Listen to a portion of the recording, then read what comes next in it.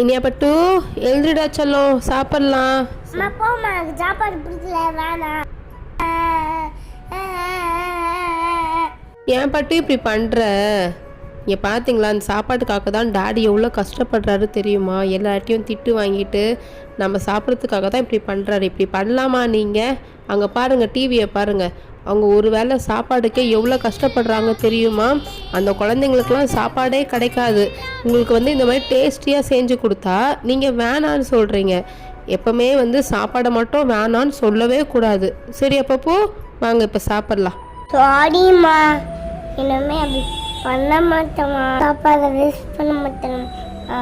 சரி செல்லம், இனிமே அடம் பிடிக்காம சாப்பாடு வேஸ்ட் பண்ணாமல் ஒழுங்காக சாப்பிடணும், சரிங்களா?